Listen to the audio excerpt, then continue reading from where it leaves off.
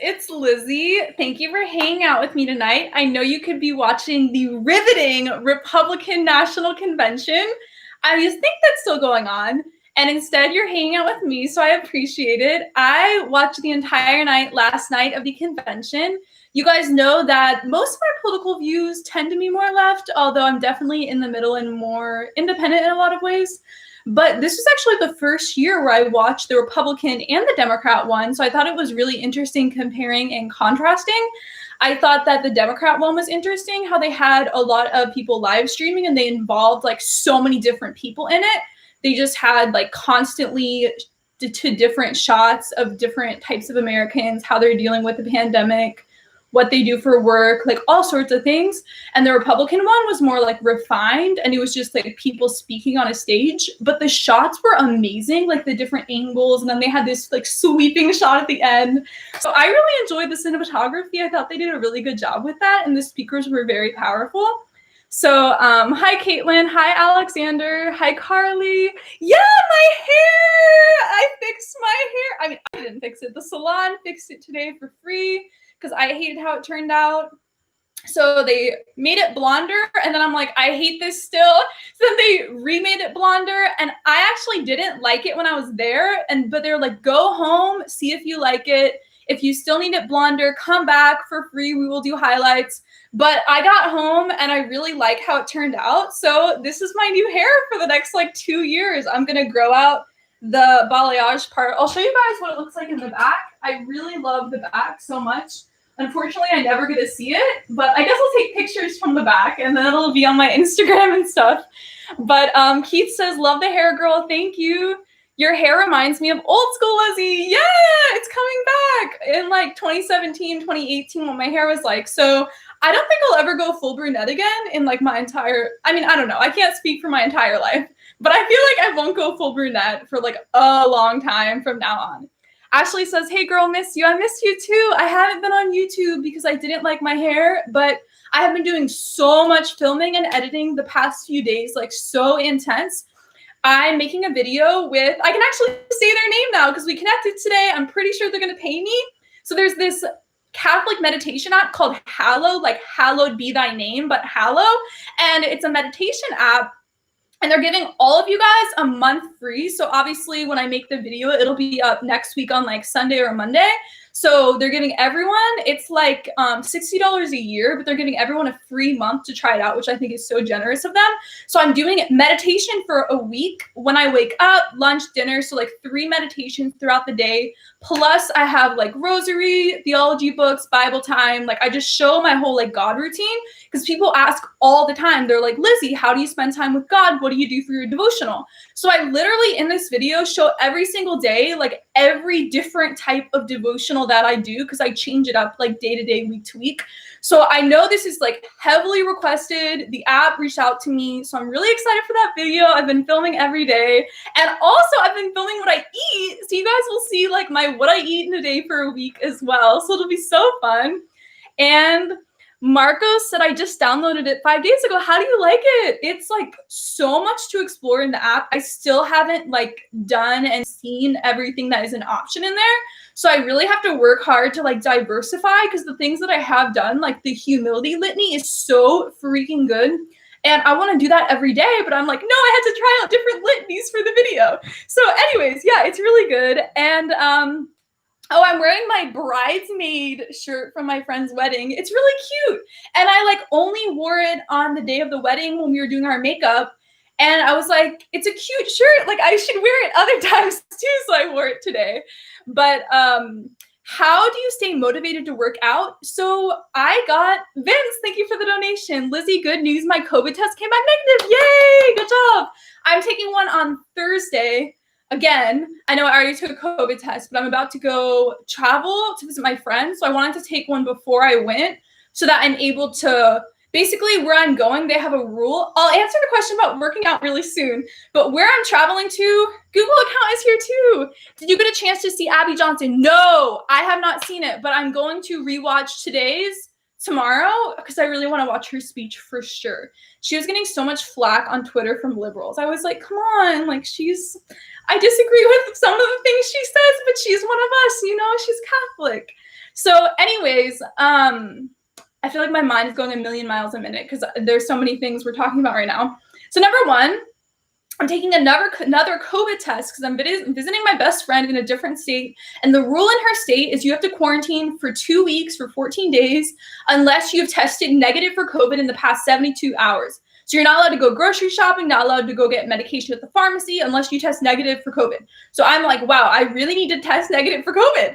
So we'll see. And then I won't travel to visit her if I'm positive for some reason, which I don't know how I possibly could have caught it. I guess I went to get my hair done, so I could have caught it there. So that's a real thing. But the Republican National Convention, it started off with a priest, which was great, because the Democrat National Convention also had a priest. And so I don't know why people are getting so offended by a priest praying at one of the conventions. I think we should have priests at both conventions because the Catholic Church agrees and disagrees, loves and hates positions of both parties. Like both parties are pro-life, both parties are pro-death.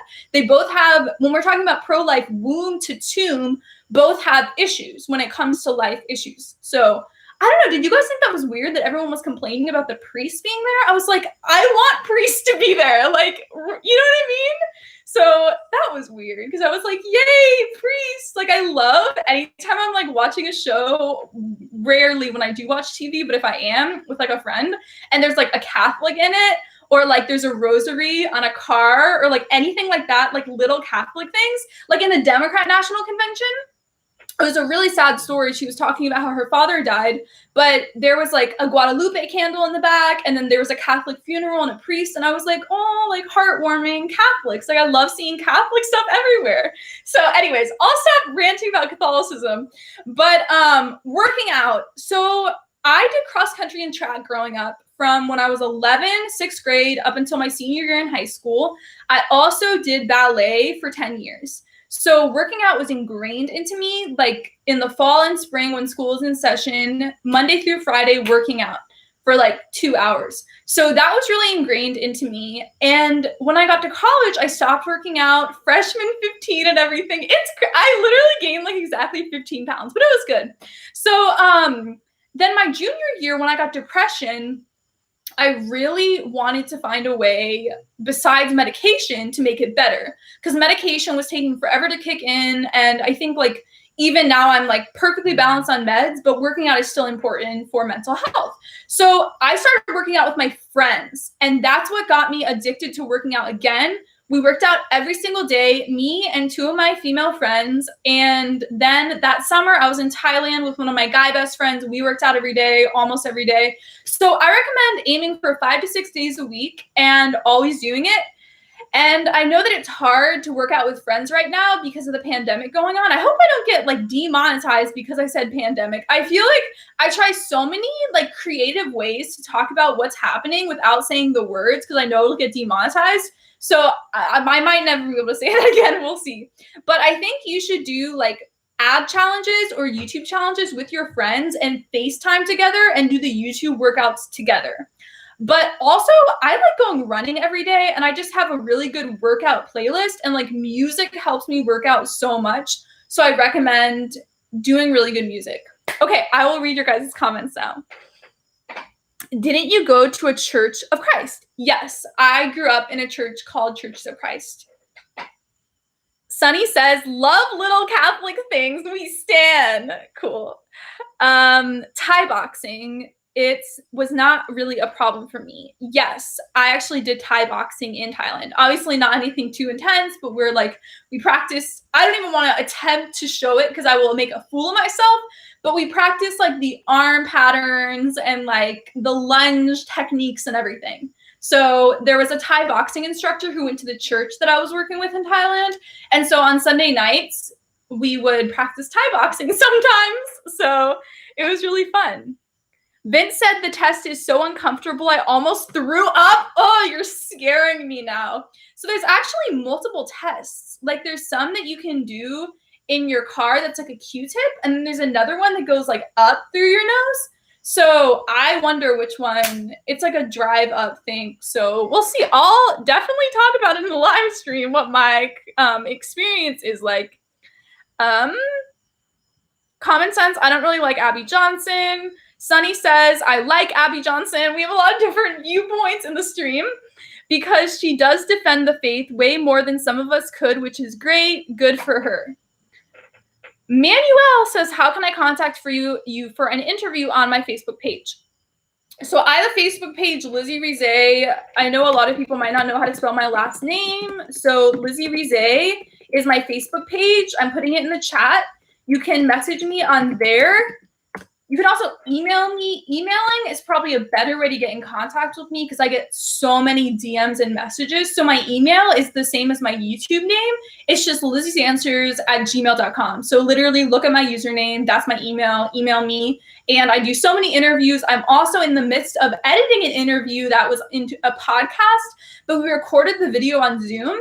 So I was like, oh, that's perfect. I'll just upload the video from Zoom. No. The audio is out of sync for the entire thing. Also, it recorded the interviewer in 1080p 720, like what you're watching right now. But mine was like the square. Remember the old shots before we got like the wider shots? So for some reason, my part of it was recorded like that. So for every single time that I talk versus she talks, I have to like make mine bigger. Plus, the audio being out of sync, I will say hands down, this is the most frustrating video project I've done in my entire 10 years of doing film.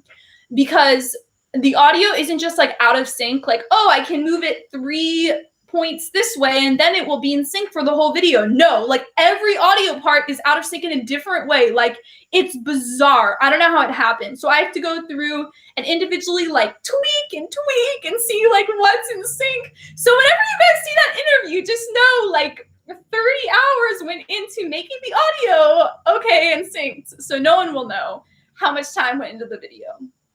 But also, I have something really cool I want to show you guys. I'll read more comments and then I'll show you guys. Mimi says, how can I convince my parents that I shouldn't be taking birth control? I already answered your question twice in the last live stream. So go watch the last live stream at the end, right when you asked the question. And I gave like a really thorough, long answer. What is the Catholic view on the death penalty? Nope, absolutely not. We recently edited the catechism that is against the death penalty. So a lot of people are like, yes, the death penalty, and they're just not going according to Catholic teaching. It's really weird. So if you're Catholic, understand that like the past 3 popes have been veering towards absolutely not. So yeah, a lot of people will be like, oh, it's fine. And literally the catechism was edited to include that. So I think it's weird that people are like wanting to kill people in the death penalty. Like, it's weird. I just can't relate to that. Okay. It's not weird that people complain because secularism is the norm.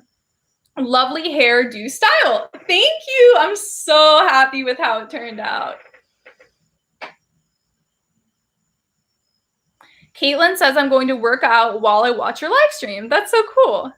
Was that our interview? I don't know what that is. Oh, I like Lizzie's nail color. Oh, my nails are gross. I need to fix them. But yeah, basically I had a really bad manicure done and my nails fell off. So I had to like redo that part with my own polish. Yeah.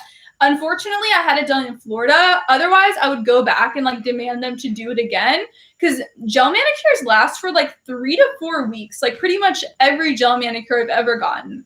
And within a week, it was coming off. I was like, how can you botch it that bad? I just had bad luck lately. First, I had my nails done bad, and then my hair was horrible at first. So, yeah. Let's see.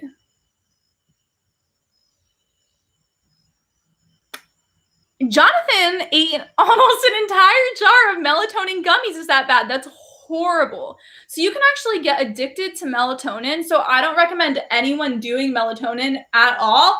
I recommend finding another way to fall asleep, like downloading the Hallow app I was just talking about, like hallowed be thy name, Hallow. It has a lot of like sleep meditation exercises to help you fall asleep.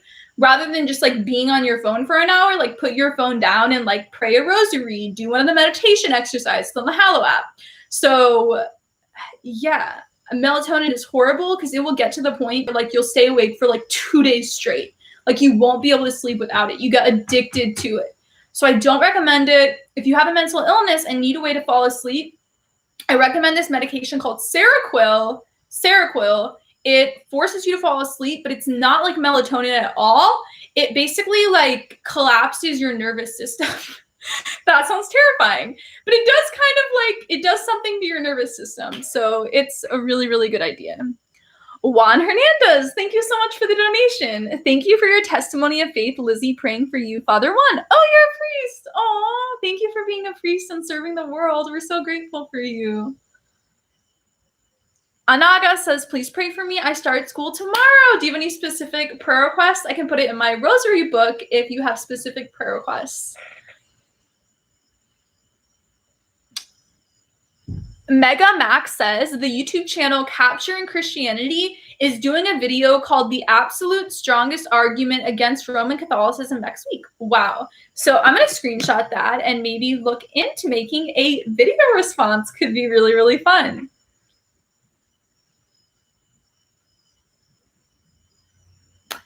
Cerillian said, this is random, but the Catholic Church has a lot less money than I thought it had. Only 30 billion for 2,000 years of existence and power. I know that's a lot of money, but not as much as I thought.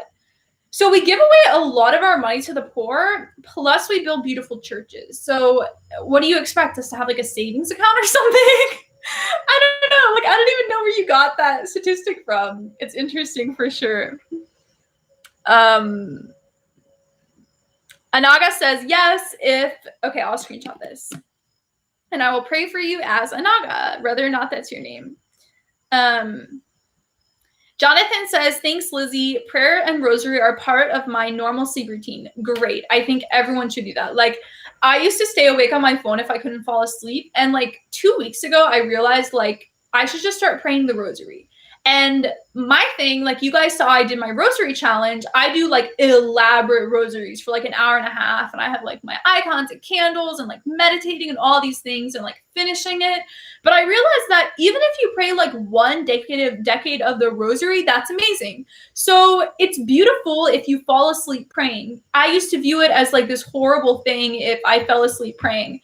But thank you for the donation, Eulaim. I appreciate you a lot. So yeah, it's beautiful if you fall asleep praying. And also you could just like talk to God, just like talk to him about the day and like share prayer requests and stuff. So Ashley says, do you and Trevor have a copy of Code of Canon Law? If so, do you recommend a specific one and where did you get it? I found one on Amazon for $85. Not sure if that's normal or not. So I don't know if Trevor's on the chat or not. If he is, Trevor, switch to your main account if you're on the chat. I haven't seen him yet, but he might come on and answer your question. He watches a lot of my live streams. I don't know what he's doing right now. We haven't FaceTime today, but I assume he has a copy of it. So yeah, I'll DM you on Instagram if I remember, if I ask him and figure out, but he might like pop in on the chat soon too. A Google account. Today was the feast day of St. King Louis. What are your thoughts on monarchy and nobility? Who's your favorite monarch saint? Do you like Constantine? Is he a saint? I don't like Constantine. I'm not a fan. But I think monarchy is the absolute best form of government. I'm not a fan of democracy, as like everyone knows at this point. So obviously, like Catholicism is a monarchy, the way our government works. And on Sunday were the iconic readings. I will give you the keys of the kingdom of heaven. So we are a monarchy, and I think that's beautiful. And it's unfortunate that like every form of government fails. I know most of you have probably read Plato's Republic, and he talks about like every form of government and how it becomes corrupt and unjust. So that's just like an unfortunate thing that we have to deal with. Vince said, if you ever come to Jersey, which I have, but not during the pandemic, I would take you to the first Catholic church I went when I was little. Oh, it's a beautiful church that I remember. Oh, so like next year when pandemic is over, definitely I will take you up on that. Why don't you like democracy? Read Plato's Republic. I don't want to get into this right now. It just leads to horrible. Are you married? No, I'm not married. I'm not engaged. A lot of people think I'm engaged. It's actually hilarious. So like people at my home church, home parish, I always say church because I'm like used to being Protestant my whole life, but people at my home parish, I also say church instead of parish just so my Protestant friends and like atheist friends know what I'm talking about. Does that make sense? Because parish is like Catholic lingo that a lot of people don't get. So anyways, at my home parish church, everyone thinks we're engaged. Like, I don't get it. I guess like Trevor doesn't live here, so they don't see us together at church, but they always like are like, your fiance. And I love the sound of it, but he's not my fiance. So no, maybe in a couple years. Are there many Catholic Trump supporters in California? There are some at my parish. I know some Trump supporters. I wouldn't say supporters. Like I was just explaining with like both conventions, there's Catholic policies in both parties, and then both parties have policies that are against Catholic teaching. So I would say the people who lean conservative are not like, I'm obsessed with Trump and worship him, like type vibes at all. I just think like they choose to vote Republican. So yeah, I feel like the Catholics I know wouldn't identify as like a Trump supporter. They would just say like they voted for him, which I really respect a lot. Who are your favorite Christian and non-Christian philosophers? That's a really cool question. So I really love Peter Van Wagen, who I read a lot in college, and I didn't even realize he was Catholic until I became Catholic and then was like looking back and like looking him up. But yeah, he really influenced my thinking a lot. And I think that there were so many people at the time, like philosophers, students, scholars, professors who I was like interacting with and didn't even realize it was like helping me become Catholic. Hi, Gwyneth. How are you? You says, a relationship question. We've been together for 6 months and it's the second time she broke up with me. Do you think she will be back? I've been nothing but patient and supportive, but she says she lost interest. So if she's bipolar, don't worry. She'll be back for sure. But I recommend like pursuing and pursuing and pursuing, just because I know when I was in college, I broke up with someone and like really regretted it. And I felt like if he had like pursued it and been like, hey, what's going on? We probably would have gotten back together. So I just recommend in any breakup situation, if you're uncomfortable with what happened, like pursue and pursue and pursue and persist, because that could be the love of your life who you're about to lose. So I really recommend being intense about things and yeah, just being like, I'm in love with you. Why are you breaking up with me? We can work this out. Just like give a whole speech, text speech, I guess, since we can't go out and interact with each other right now. But Hunier says Catholicism is wrong. Wow, that makes me not want to be Catholic. Such a strong statement. Okay. Lior, what do you think of the Seventh-day Adventist Church? So they're like sort of vegan, so I like that about them. Other than that, I don't really care. One of my college roommates came from that. Now she's Church of Christ. Hopefully she'll be Catholic in the future. Praying for that. Gyro says, what was the most difficult Catholic doctrine for you to accept? Lizzie. So definitely the birth control, being against contraception, being against birth control was really hard. The teaching against gay marriage was really hard.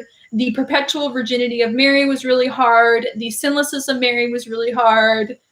I'm trying to think of other things. A lot of it like fell right into place so easily. I would say that the teachings on the Eucharist was like so easy. Bishops, authority, church magisterium was so easy for me to accept. Oh, I didn't believe in immaterial souls when I was Protestant. I was like a physicalist, and I thought that, yeah, it was a weird time for me for sure. College was a weird time. Like my thinking was all over the place. I mean, I was Protestant and I was being confronted with so much philosophy and theology, and it was like changing my viewpoint so much. So I was just in a weird space, and looking back, it's like crazy a lot of the beliefs I had. But yeah, Sola Scriptura, I gave up way before I became Catholic. Sola Fide, way before. Yeah, but the soul, like having to believe that there's an immaterial soul was hard for me as well. Which for most people, it's like, why is that a difficult thing? Like we're Christians, souls exist. But yeah, for me, that was difficult for sure. Okay. Marcia says, it would be so awesome if you could do videos, maybe a series on the saints, maybe on the most known or followed. Also, maybe a video on each of the archangels. Ooh, that's interesting. I'm going to screenshot this and put this in my video request folder on my computer. I don't know if you guys know, but sometimes I would share screenshots to Twitter or Instagram. But my computer, my old computer before my current one, the background, so like when I opened it up, was like full of overlapping screenshots because I would screenshot things all the time and not put them into folders. And I would like screenshot things for videos, like screenshot Bible verses, screenshot quotes, download pictures, and everything would be on the desktop. So now, anytime I'm done with a video, I throw everything away I don't need anymore. And my screenshot comments have their own folder. So I keep it organized now. Lane, thank you so much for the donation again. That's so sweet. Let's see. Vince says, would you ever do a video with a subscriber? Yes, one of my Patreon rewards is doing a video with a subscriber. So I don't know how much money that is. If you want to go to my Patreon, you can see my rewards. I follow people on social media. We Skype together. If you give me a lot of money, we text together. So we, what are the other? Oh, I have a virtual Bible study that I invite patrons into. And I do like video thank yous as well. So there's a lot of stuff on my Patreon. I really appreciate it. I would not be able to do YouTube full time without all the support. Are your parents Catholic? No, my parents are not Catholic. I believe they will become Catholic unless they like die from the pandemic right now. I think eventually they will definitely convert just because I pray for it all the time. And my parents are very intellectual about their faith. They're not emotional about things.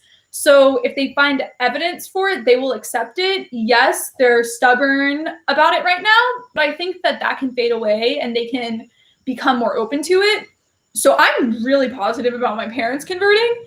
And I literally could have like a list I could give to you of like various friends and family and like who is most likely and who will convert when, but who knows? It's up to God's timing, God's mercy. So God will mold and shape everyone's heart in his own time. So praying it will be sooner though. But yeah, I recommend, I have a prayer book and I write a ton of people's names on it of people I want to convert into Catholicism, of like people I know in my life. So I really recommend like having a prayer book, and then every time you pray your rosary, like either reading the intentions or be like, God, those are my intentions over there in my book for this rosary. So I really recommend just writing everything down. And I literally, like the other day, I just heard another miracle that happened, something that was like so difficult to happen that I'd been praying about back in like February every day. And I did not pray my rosary like every day after that month, but there were still like promises and things coming true because Mary was praying and God answered all of those prayers.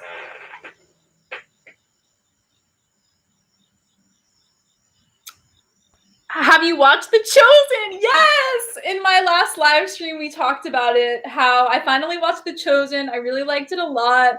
I even watched an episode with Trevor a week ago. So yeah, I love it a lot. I'm going to continue to watch it for sure. Gwyneth says, hey from England. Hello. Hi, Lizzie, where are you? So this is my bedroom. Welcome to my bedroom. I know I usually film, so like my bed is right here, my Jesus picture, Jesus I trust in you is there, my fairy lights are here. So I'm just in the other part of my bedroom. So I actually have filmed like 2 videos here, and I'm going to film more because I really love this. I don't know. It's up to you guys what setup you like, but I like all the icons in the background a lot.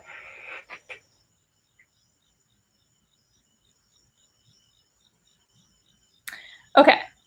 Nick says, pray for me. I might have the virus. Pray the Saint Monica Novena for conversions. Ooh, that's so good. I've never even heard of that. Let me see. I will start doing that. Okay, screenshotted. The Catholic convert mom says, I'm an RCIA and I must admit the Mary stuff is very hard for me, but I just prayed the rosary for the first time. Oh, it's taking a while to change my heart on Mary, even though it makes sense in my head. Yes. So for me, like 2 years into being Catholic, I still sometimes feel uncomfortable with Mary statues and Mary prayers and the rosary, like still. Even though I accepted it all intellectually like 3 years ago, it still is like emotionally set into me, like warning, worship Mary, like that mindset, the Protestant mindset is still so ingrained into me. So yeah, it's hard for your heart to accept it. It takes time, but be patient, because it is not your fault if you grew up in an anti-Mary environment that made you think like that. Would you visit St. Mary Coptic Catholic Church in Los Angeles for liturgy? Ooh, that sounds so fun. It is one of the only major communities of Coptic Christians in communion with Rome in America. If I lived in LA, I would. I've never heard of that church. I absolutely want to go once everything is open. Favorite mysteries of the Rosary. So I just made a Catholic tag on Instagram that I wanted people to do, and I talked about this in it. So I'll go through all of them. So the glorious mysteries, my favorite is, I forget what I said in the tag. I think the coming down, the resurrection probably of glorious, of joyful. Oh, this is so hard to do on the spot. Joyful mysteries. Yeah, I don't want to do it on the spot. I will say sorrowful is dying on the cross. The Eucharist of the luminous mysteries for sure. And then,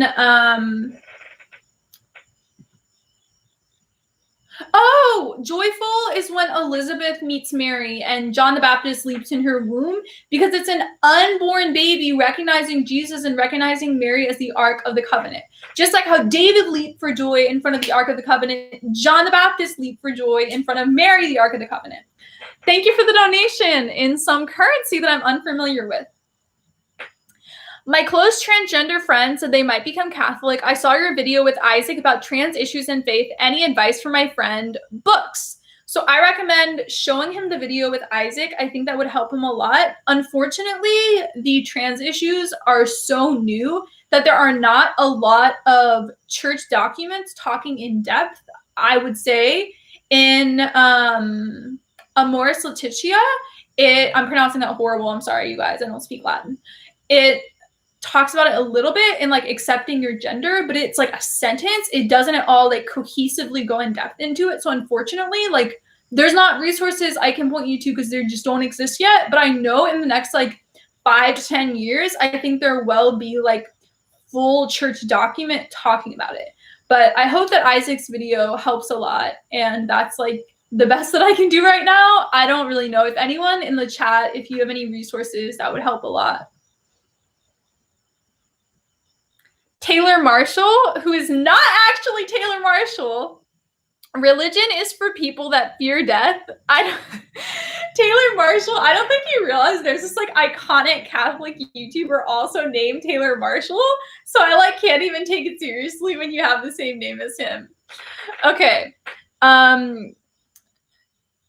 Caitlin says, pray to who for conversions? Saint Monica, because Saint Monica prayed for her son, Saint Augustine, to come back to Catholicism for years and years and years and years and decades, and finally he did. And so she's the person who will pray and pray and pray for your relatives to become Catholic. And Caitlin just said, so now I'm going to do the novena to Monica for sure.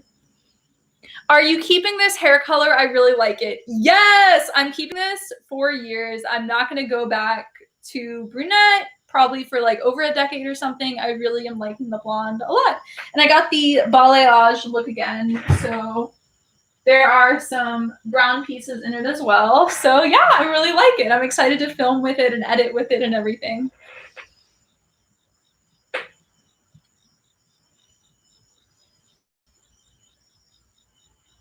Taylor is like, what, really? Yeah, you should look him up. He's like super attractive.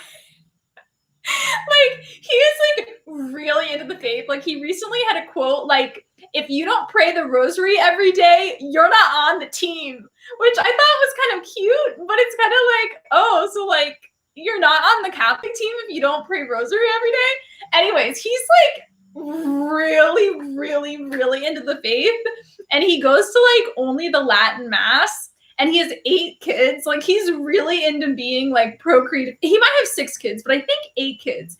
And he actually complained like a few months ago. It was so funny that like, I think he lives in Texas or something.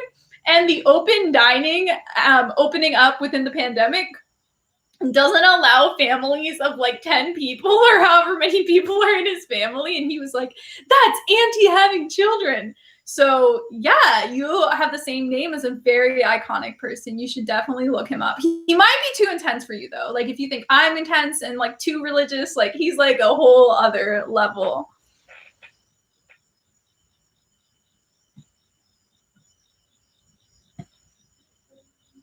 Dwayne, thank you for the donation. I don't know what it said because it got deleted, but I still get to keep the money. Someone was punched in the face in Philadelphia. I didn't know that was in Philadelphia, but I did read that someone was punched in the face, which is totally unacceptable. Was it in a Catholic church or an Episcopal or... Stella, thank you so much for the donation. Hi, Lizzie. It's a Catholic Rose on Instagram. Oh, I recognize that. I finally got my sacraments in July, and now I'm discerning the religious life. Please pray for me. Aw, that's so beautiful. I'm going to screenshot this, and I will write you into my prayer book. Ching Chong, isn't he a big critic of Pope Francis? Yes, Taylor Marshall is a huge critic of Pope Francis, which I totally disagree with. Jonathan, is the Isaac you did a video with the Orthodox guy from Atlanta? I'm not actually sure where he lives. Lizzie, I like your hair. It's gorgeous. Fatima, are you Lizzie Rizet? Yeah, it's crazy. It looks so different, right? What time is it in LA? It is 7:43.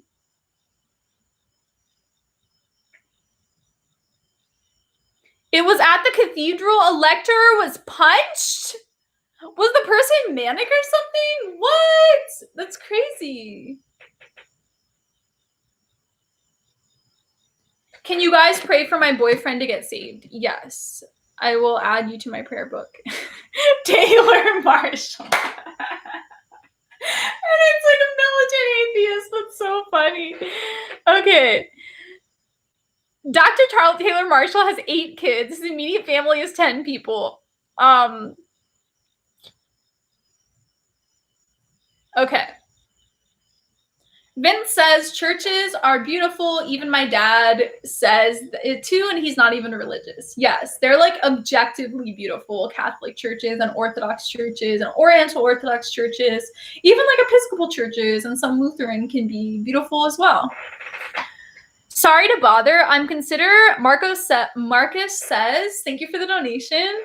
I'm considering between Episcopal and Catholic. One is LGBT friendly. The other has Peter, but difficult sexual teachings. Absolutely. So I was just talking about how one of the hardest teachings for me to accept when I was becoming Catholic was the one against gay marriage and against contraception, against birth control, against sex before marriage. All of the sexual ethics where sex is only in marriage between a man and a woman is really, really hard to accept, especially as millennials. So I have a Google Doc I have put together with loads of information, church documents, book recommendations, talking about the church sexual ethics. And I really recommend becoming Catholic over Episcopal because Episcopal does not have the real presence of the Eucharist. The Eucharist is only in the Catholic and Orthodox and possibly, I assume Oriental Orthodox has Eucharist, right? I don't know. Anyways, 100% Catholic and Orthodox churches have the real presence of the Eucharist. Episcopal don't. And so you have to ask yourself, are you caving to the current culture, or are you going to cave to the teachings of Jesus that have not changed in the Catholic Church for 2,000 years? So what really helped me a lot when I was converting in 2017, someone told me, why are you going to take this post-sexual revolution 21st century perspective and take that perspective to have clear thinking regarding sexuality? Like, why in this sex-obsessed culture, post-sexual revolution, do we think that's like the perfect perspective in understanding Christian sexual ethics? So that helped me a lot because we're in the most like sex-obsessed culture that we could ever be in. And it was kind of ultimately me deciding, like, am I going to pick a church based on what I believe, Or am I going to change my beliefs to fit what Jesus believes? So that's what it really came down to. Because, yeah, I would have become Episcopal if I wanted a church that fit my theology, but I want the Eucharist and I want absolute truth when it comes to issues of theology, relationships, everything. Vince says, people at my church call me the legend. Okay. Hi, Lizzie, can you explain purgatory? So I made an entire full-length video talking about purgatory. So you can look on YouTube, Lizzie's Answers, Purgatory, Lizzie Purgatory, and my video will come up. I put so much time researching and writing that video script. It has so many Bible verses. Purgatory is very biblical. It's in the Bible in so many places. So I'm sure that video will answer literally all of your questions about purgatory. It's very, very long.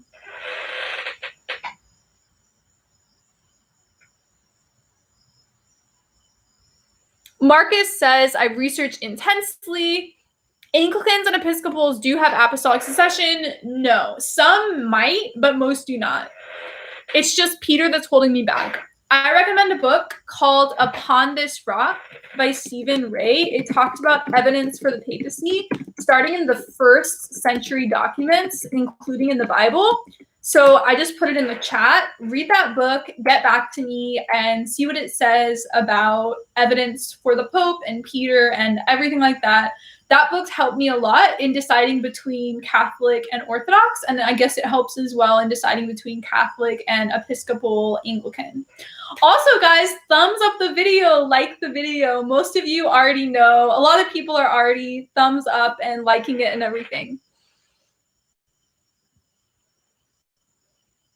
Joe says, do you think people who bully others should go to jail? I can bully being harassed.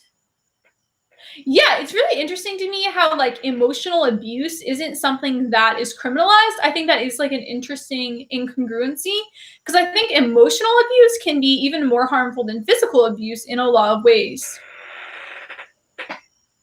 Do you prefer to learn by reading books or watching videos? Reading books. I also like listening to books through Audible. Fatima said, I'm still surprised I never met you in blonde hair.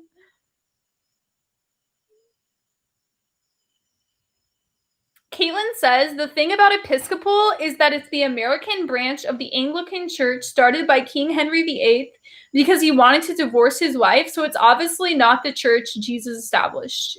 Yes, so the Anglican Church was started, and it makes sense why the Anglican/Episcopal Church are allowing divorce, are allowing gay marriage, are allowing contraception, birth control, because they literally were founded because they went against Catholic sexual teaching regarding marriage because King Henry VIII wanted a divorce. That's literally the only reason it started. It wasn't a theological incongruency or questioning or anything at all. It was literally because he wanted to divorce. So it makes sense that those churches have gone astray regarding teachings of sexuality.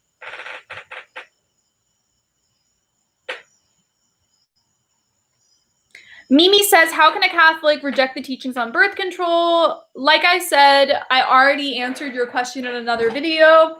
I made an entire video talking about, I will get to the super comment, thank you so much. But Mimi, I made an entire video talking about birth control, and I recommend watching it, maybe showing it to your parents even. And it's called Why I Will Never Use Birth Control. So if you just YouTube search Why I Will Never Use Birth Control, I think that video will come up. Marcia says, how can we join your Bible study? Also, thanks for all the work. My kids and I have learned so much from you. God bless, sweetie. Oh, so if you DM me on my Instagram or you email me at lizzysanswers@gmail.com, but we will actually be stopping the majority of the Bible studies. One will continue just because it's the end of the year and I do campus ministry work and I'm starting up Bible studies at the schools. So it would just be like too much because I'm replacing it with other Bible studies, but the Thursday group is going to continue most likely. So we'll see what everyone's up to and what everyone wants. But I want to show you guys a book that I got. So it's way bigger than I thought it would be. But I'm doing a Bible study on the book of Acts. And so I got this book and it has church father commentary on Acts from Chrysostom, Bede the Venerable, Arator, Gregory of Nazianzus, Gregory of Nyssa, Basil the Great, Ephraim the Syrian, Athanasius, Jerome, Augustine, Ambrose, Justin Martyr, Irenaeus, Cyril of Jerusalem, Cyril of Alexandria, Hilary of Poitiers. So it has so many people in it, and I'm so excited to read about Church Father interpretation of Acts. It'll be so cool. Okay.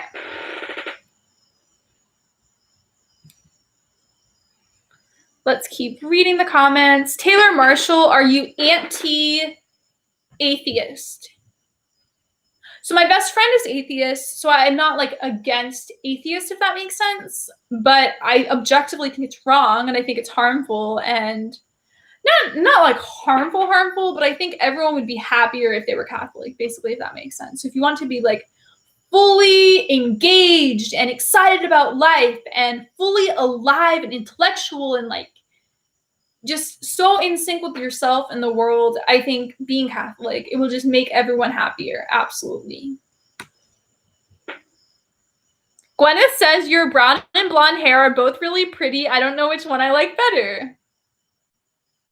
Ashley says someday you should do a video showing us your book and Bible collection. So unfortunately, like most of my books are in Florida at my parents' house. So I couldn't really do like a full tour because they're in like different places, but I do have some books here for sure. And then I have like my ones to make my bedroom look cute over here.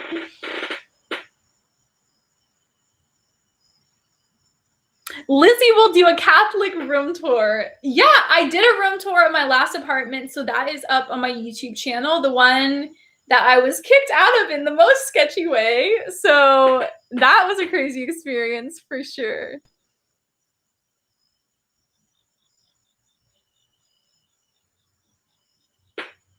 What are your thoughts on mental health recovery and spirituality? So I've made a lot of videos talking about how bipolar helped me to become Catholic. Depression and bipolar made me want to become an atheist within those emotions. I would say that Catholicism really helped my bipolar. I mean, we were just talking about falling asleep and how insomnia is a symptom of depression and mania, and like Catholic meditation and praying the Rosary helps you fall asleep.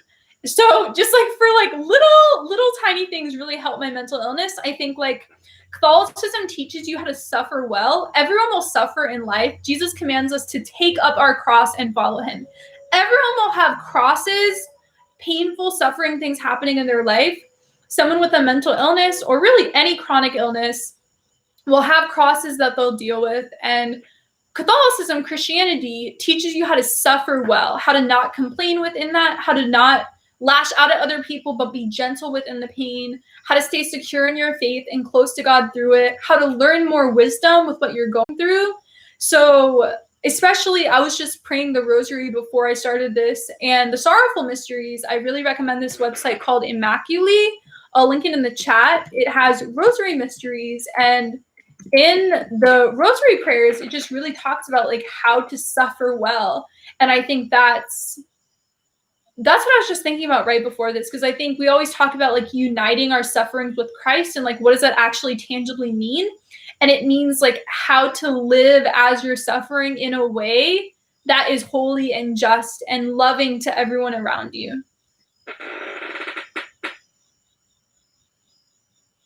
Hi, Lizzie. I recently started veiling at Mass. Your video showing other women's reasons why they veil was the extra push I needed to go for it. Thanks. Yay. I'm so happy. I don't even veil at Mass, but I made a 2-part series about veiling at Mass. So I wish I could, but I would be the only person and everyone would judge me. I mean, that's mean to everyone in my parish, but like, it would just be weird. So if I went to Latin Mass, I would definitely veil, but they moved the Latin Mass to like a total different county in LA. So it's like too far away from me now.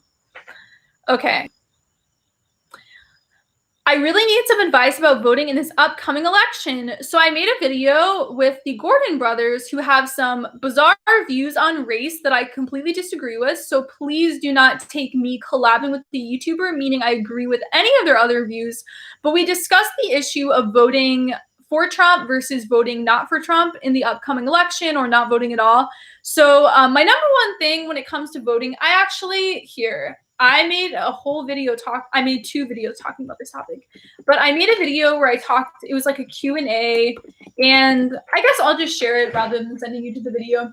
But a lot of people take it as if you don't want to vote for president, you're not going to vote at all. But I think it's really, really important to vote for state politicians, local politicians, city commissioner, who's in charge of parks and rec, your governor. Like, there's so many politicians beyond just president. And so if you're going to choose to not vote for president, which is totally acceptable, it's also acceptable to not vote at all. Like, I've asked the priest in confession about voting, and he told me it's fine to not vote. I personally think that it's really, really important to vote. So if you're struggling with the president, then vote for everything else and don't vote for president. But if you do want to engage in a philosophical dialogue of who you should be voting for president, I really recommend my video I made with the Gordon brothers. It opened my mind a lot to so many things. So I'm going to put in the chat the video that I'm talking about. I put a lot of time into editing it, and I got to listen to the conversation twice. So we are kind of talking about how to get rid of abortion in the country, because obviously that's the goal of Catholics. Voting video. So yeah, that's really important. And obviously I think when it comes to the abortion rate decreasing, it's a lot of state laws as well, not necessarily banning abortions because Roe v. Wade hasn't been overturned yet, but in increasing waiting periods. So giving women the opportunity to decide 100% if they want an abortion or not. I think that's really empowering, giving women the choice in that sense. And a lot of women actually choose life when they're given the waiting period or when they're shown an ultrasound. A lot of people who are more liberal view it as scaring women, but no, I think we're empowering women to make the choice that they want to make. And I think when you get pregnant and you're not prepared to be pregnant or not married, you freak out and you want to make an impulsive decision. And I think a lot of times women might regret that. And so the waiting periods in states has to do with your state house or state senate or governor. With more conservative politicians, that could actually work to decrease abortion. So there's so much of that, but if you want to know specifically president, I recommend watching that video and making up your mind.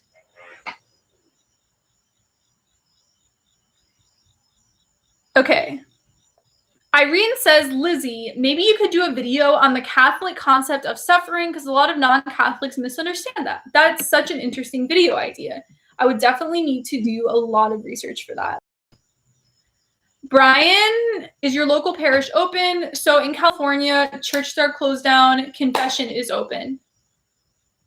Fatima, I did not know that video existed. Yes, go watch it. James says, oh wow, Lizzie is blonde. Dua Lipa, why is that the first person you think of as being blonde?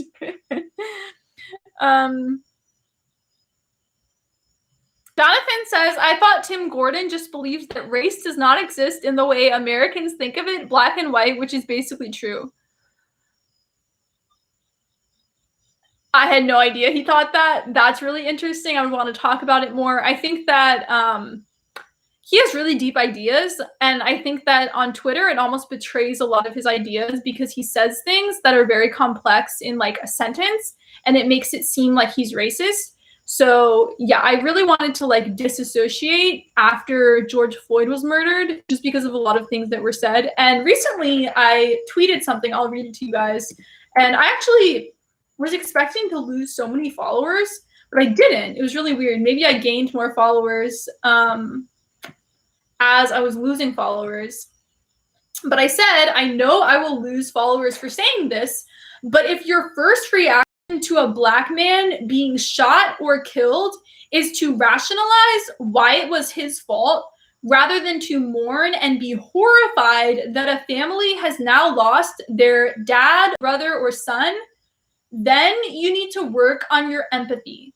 It's just atrocious to me when black men are being shot and murdered that everyone's first reaction is, oh, if you see the full police video, he was resisting arrest. Oh, the police acted like this because of what he did. If he hadn't done this, he would be alive. And it's where's your heart at? Where's the love? it just doesn't make sense to me that when someone is killed or shot or paralyzed, that your first reaction isn't love and sympathy and thinking of the family and how they're impacted by it. I understand you can talk about other aspects of the police video and the situation and how things like this could be avoided, but your first reaction should be love. Like, as Christians, our first reaction should be love and empathy and crying and mourning. And I get it, not everyone has the type of empathy that I have, but honestly, you guys, I used to cry all the time at events going on, and I have not cried at the past few police murders of Black men just because my medicine numbs my emotions so much.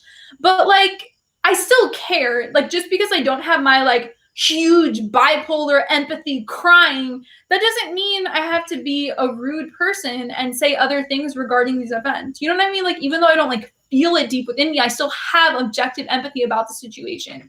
So I know that will make a lot of you guys angry for me saying that, but it's just really confusing to me. So Jonathan, thank you for the donation. What are some masculine attributes that men should embody to attract good women? That's an interesting question, derailing the conversation. But I'm glad we're moving on to a different subject. So confidence is the number one most important thing.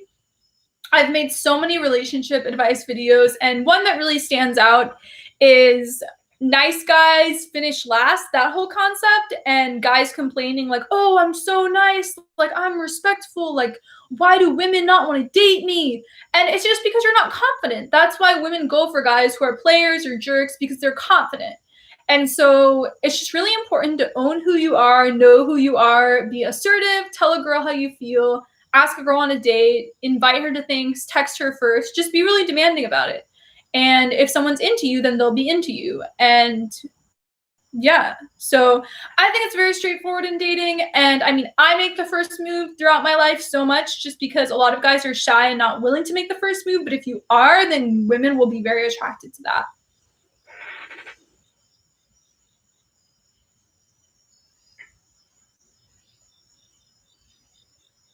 Valencia, what are feminine traits women should embody? So I think empathy, which maybe that's the problem. Maybe men, when they hear about someone being murdered, it's not as easy for them to empathize because they're a dude. I mean, I don't know. I don't know what it's like being a guy, but I know like my guy friends have empathy. Maybe they're like bizarre for guys, who knows?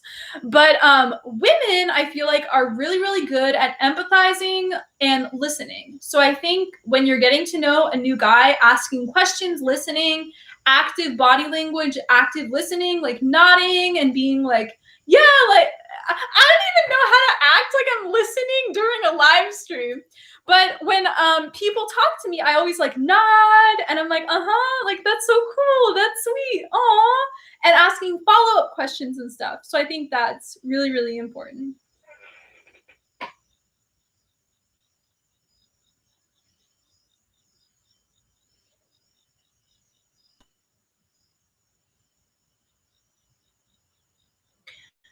Ching Chong, do you find it a bit disconcerting when Black Lives Matter activists don't include the whole truth when outlining police shootings, and can you understand that it might cause resentment?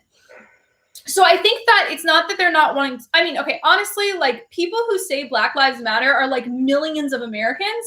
So it's really difficult to like generalize an entire group of people. I find that problematic because like I say Black Lives Matter and consider myself a Black Lives Matter part of the movement because of research I do, videos I've made about it. And so I'm in like a Black Lives Matter book club right now, learning more and reading and listening. And I look at all sides of the story. And so I think the problem is that going to that first is the problem. Like first you should be like crying, mourning, angry, someone died. These kids, I mean, the guy survived who was recently killed, but he's paralyzed, most likely for life. So those kids almost lost their dad. Someone almost lost their brother, their child. So that should be your first reaction. After that, maybe after you've had like a week to mourn or something, then you can look at the full situation and maybe be like, you know, in the future, here are some things we can change, everyone can change to avoid situations like this happening. Like one of the things is going inside your car when the police are chasing you, they think you might get a weapon. So maybe don't go to your car. Like that's an interesting point. And I think that's a good thing to share with everyone. And honestly, I was thinking about this recently when it comes to police and searching cars and minorities and everything. I think in school, I think like in middle school or high school, in a civics class, you should learn about how to deal with the police. Because a lot of things, like they're not allowed to search your vehicle without a warrant, I believe. It depends on the state, of course, I think. But we should learn those things in school rather than police like bullying people into like searching their vehicles and searching them and stuff. And we should learn like how to react when a cop stops you. And we should just be learning that at school. Because I think a lot of people don't realize like, oh, I'm leaving the situation. I'm getting in my car to leave. Like you don't realize you're going to get shot because of that. So yeah, I think there needs to be more education. I'm not saying like we shouldn't teach minorities and everyone on how to better interact with police, but we also should like give it a week to cry and mourn and let there be like a funeral and stuff first before we start looking at the other parts of the situation. It's just invalidating. So I would say it's invalidating, and that's why they're less likely to look into it. And honestly, when you immediately look into all the aspects of the situation without crying, that makes the Black Lives Matter activists even less likely to look into all sides of the story because they feel so hurt and wounded and invalidated and angry that you're not upset that someone died. Yes, Lizzie, you are right. Shooting someone in the back 7 times is cowardly, period. Hassett says, I despise the Gordon brothers. Why? Lizzie, I think Gordon and Marshall have the same view. Like Europe, Africa, and Asia each have hundreds of ethnic groups, and modern Western people just lump them all into a few racial categories. Interesting.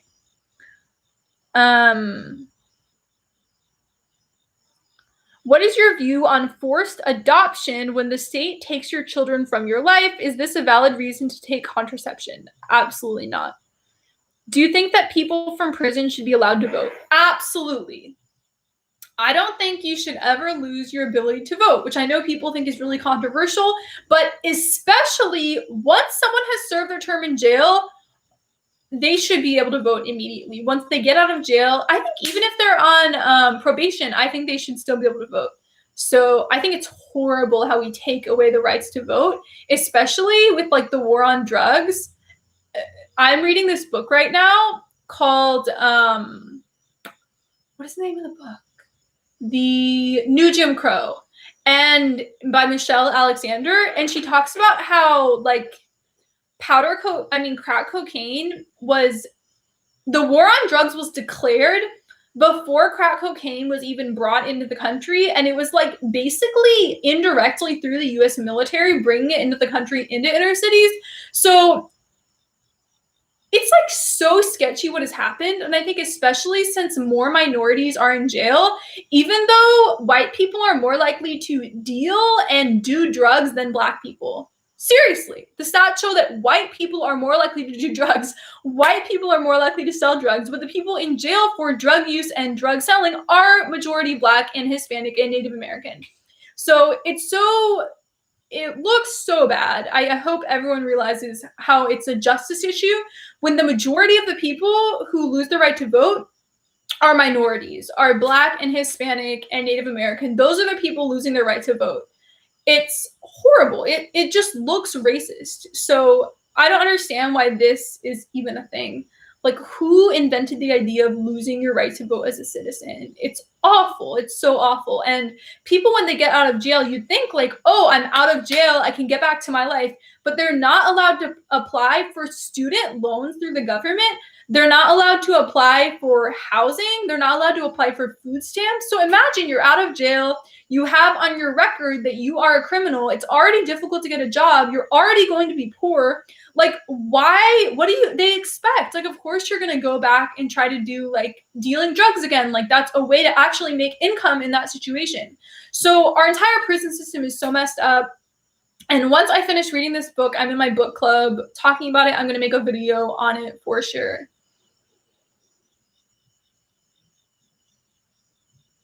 Who's your favorite saint? Also, happy Saint Faustina apparition day. I always almost say apparition when it's apparition from Harry Potter. It's so bad. I'm sure eventually I will grow out of that. So, my favorite saints, my patron saint is Saint Irenaeus of Lyons, who lived in the 2nd century, and he is considered the father of Mariology because he writes a lot about Mary. He also is one of the first people to say which gospels are authentic, which books make up the Bible, because the Bible was not just given to us, it was compiled by Catholics, written by Catholics, voted on by Catholic bishops.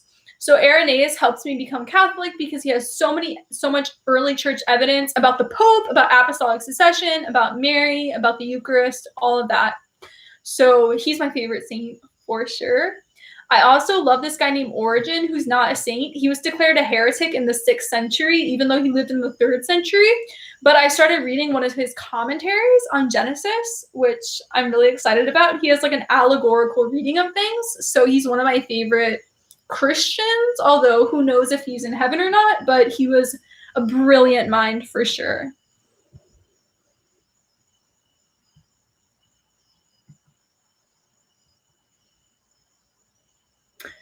Do you think that Catholics are trying to be justified by law by staying in a state of grace instead of trusting alone in what Christ did rather than what we do?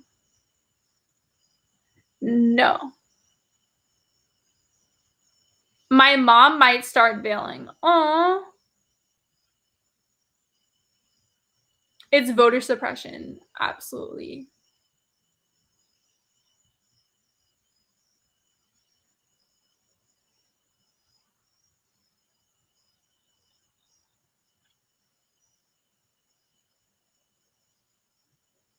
Joe says, has Trevor had a beard?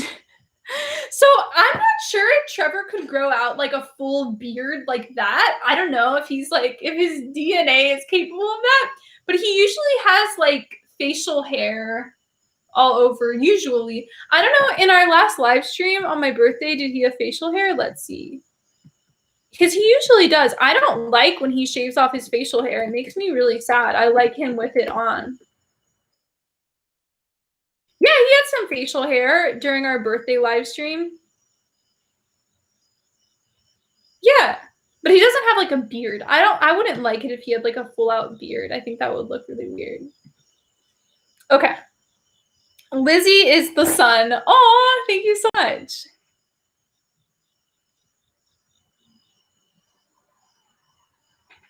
John says, for the person who asked earlier about resources for transgender people, there's the book When Harry Becomes Sally by Ryan Anderson. Interesting. I'm not recommending that because I obviously haven't read it, but I do trust John a lot. He's been a long time subscriber. He's a very intellectual person, so I assume that book could be helpful. I wonder if the people from before are even still watching because we talked about that an hour ago, but we'll see. Are criminals not allowed to vote in the US? Yeah, no. If you've gone to jail, even when you get out of jail, you lose your right to vote. Gwyneth says, do you and Trevor do long distance? Do you sleep in separate beds or the same bed to avoid any temptations? Separate beds. As Catholics, we should sleep in separate beds. So sleep on the couch, stay at a friend's house, get an Airbnb. There's lots of options when you're doing long distance. Have you looked into Trump's criminal justice reform? Yes, Trump has done some very positive things for criminal justice reform, which I like a lot. A lot of people think Trump is like all evil, but obviously he has had some great policies and he signed a lot of congressional bills into law that have been really positive and really helped move our country forward. So yes, he has done some great criminal justice reform, which I love so much because I mean, during the Democrat National Convention, Bernie Sanders literally said that if Biden becomes president, he's going to get rid of all private prisons. And I was like, I don't believe that for a moment. Like, even if he was capable of that as president, I don't think he would. But anyways, my point is, it's really, really comforting to be seeing from both parties attempts at criminal justice reform. I think that's a really beautiful thing, and I'm glad that changes are being made.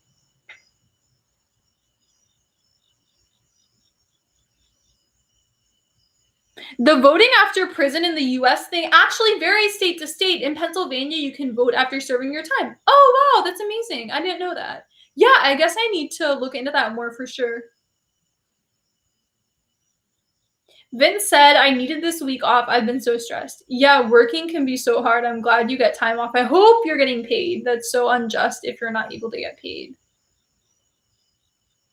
Joe Biden is lying. I mean, Bernie was lying for him, but yeah, I just like, because Biden's been in office for so long, and he contributed to the war on drugs. He totally voted for the war on drugs. So, I mean, maybe he's changed his positions from then on. I assume he has a lot, but it's just like, it's not a hopeful thing when you've been part of the problem.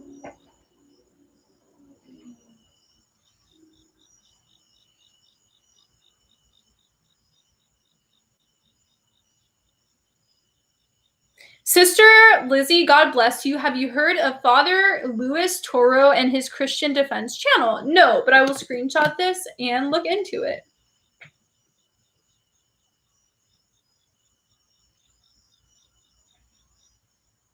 Alexander, criminals can't vote in USA. Yeah, it depends on the state apparently, but in a lot of states you can't, which is wild to me.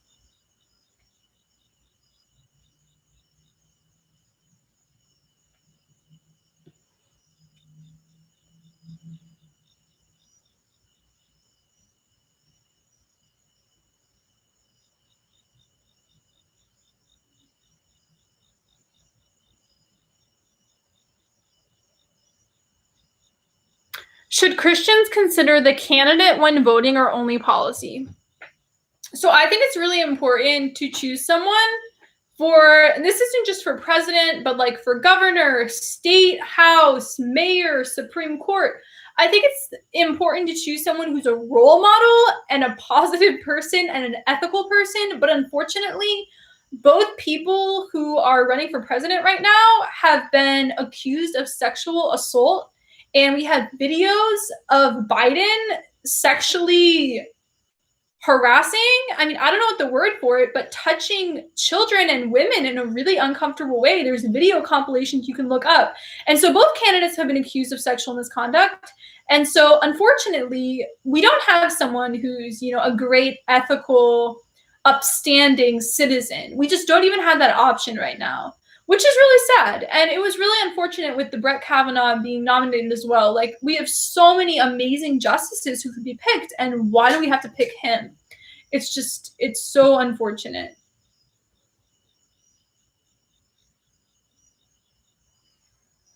Isabella says she's deliberately ignoring my question. Disappointing. So there are literally so many comments, and if you notice during the live stream, I'm doing a lot of talking, so I can see out of the corner of my eye, like, do, but I'm not able to read all the comments, of course not.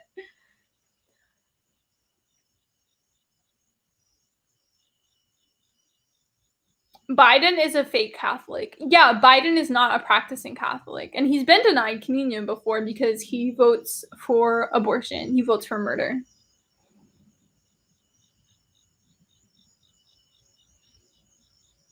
Lizzie, we started a Catholic club at our secular 2-year college in New York. That's so cool. Do you have any tips for our club? Yes.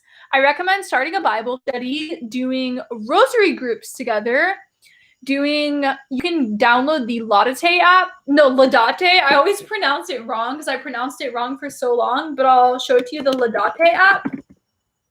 And you can do the Liturgy of the Hours. You can pray together on it and then discuss. And use the Immaculée website, Rosary Mysteries, for praying the rosary in your Catholic club.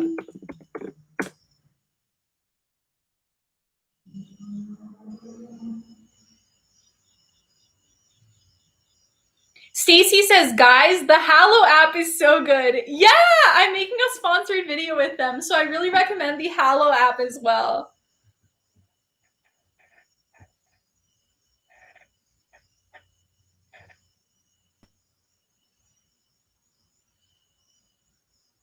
Can you please pray for me? I have a big exam coming up in September.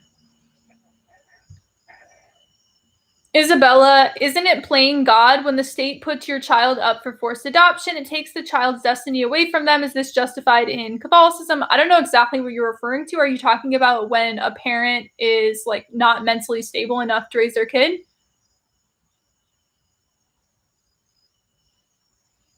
Hello, Lizzie. Weird question, but what's your opinion on mistreating war captives, whether it be waterboarding or taking photos with the dead bodies? So obviously horrible. Like so many things that happened in the war in Iraq and that have happened in Guantanamo Bay have been so evil. It will make you like nauseous, sick, like not able to sleep, cry. Reading about a lot of the stuff that went down on Guantanamo Bay with the torture.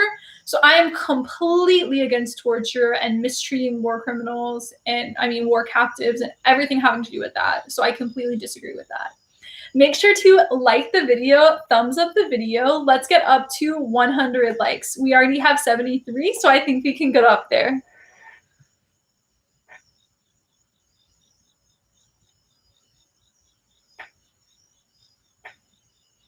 Okay.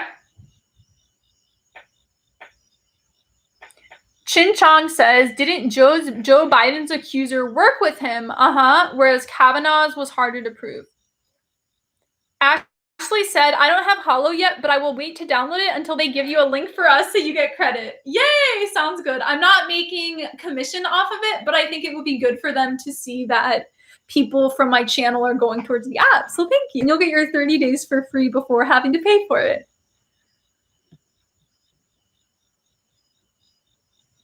Do you think you should listen to singers who sing blasphemous songs like Ariana Grande?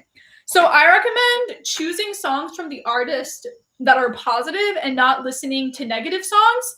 So a lot of songs by Ariana Grande, like I'll have the album, but I personally I don't even want to listen to the songs that are about sex. I don't like it. But if we look at her new album, let's look at Sweetener. Sweetener's one of my all-time favorite, I think. So on the Sweetener album, stop! It's about to start playing. Okay, cool. So on the Sweetener album, there's songs about breaking up, like Better Off, I'm Better Off Without Him, Good Night and Go, talking about a relationship. Get Well Soon is about mental health. Breathe In is about mental health. Raindrops is talking about most likely the time she had a terrorist attack at her concert, I assume. The Light Is Coming is a political song. So I just feel like if you look at the songs, they're not all negative and about sex. The singles might be, but I don't like the singles. Like if you listen to the other songs in the album, there's a lot of depth to them.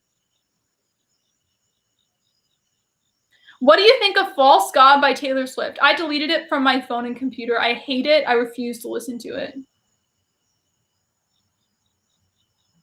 But the beat is so good. Yeah, I just hate the song because of the message. So, yeah.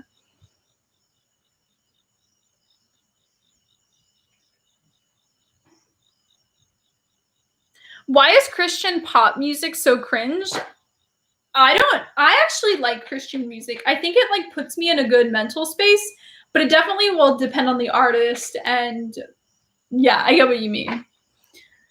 Do you have any Catholic music recommendations? I really like Jackie Francois, who is now Jackie Angel. Look up her music. It's really good. Also like Matt Mayer or something is Catholic, but I don't know. I listen to Protestant music. I enjoy it a lot.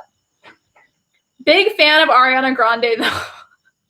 I know, and so many of her songs have positive messages and are about relationships, and I love them a lot. So, yeah. Do you like Owl City? I haven't heard of them in years. So I wonder what music they're making now. I love Cimarelli. Yes, Cimarelli is Catholic. Yes. They have a whole worship album too called Alive. I'll put it in the chat.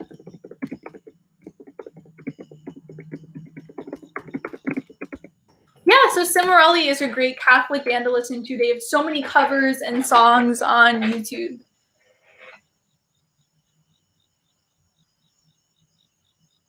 Many greetings from Europe. What country are you in?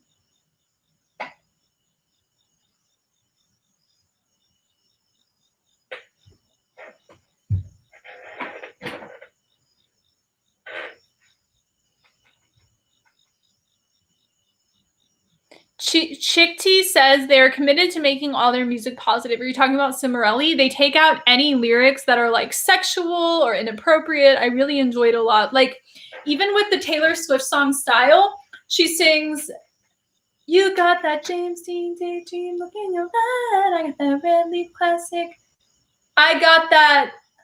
What is the lyric? Okay, I want to find the exact lyric and give an example of how Cimarelli changes the lyrics. Okay. I got that good girl faith and a tight little skirt. They changed the lyric to, I got that good girl faith and my favorite skirt. So they want to get rid of like dressing immodestly and sexual themes and all of that. And I think it's really amazing. Pray the rosary. Just keep breathing.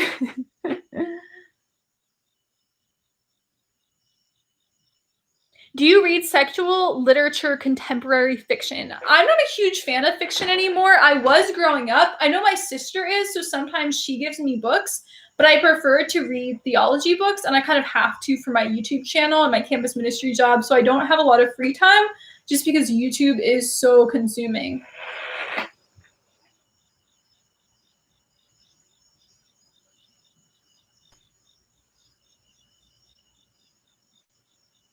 How would you believe your mirrors if you would not believe your eyes? What?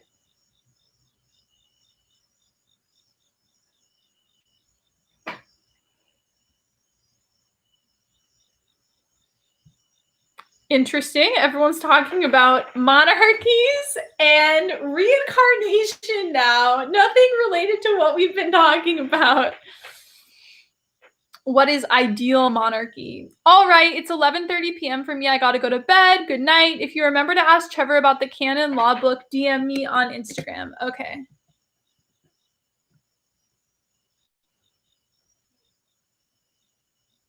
I have not heard of ideal monarchy. Yeah, I have no idea what you guys are talking about at all. We are talking about monarchy because of my question. Do you do yoga? I've heard it originates from pagan practices. I do like Americanized yoga, which is just a workout class. So I've been to yoga classes. It's not like a regular workout that I do.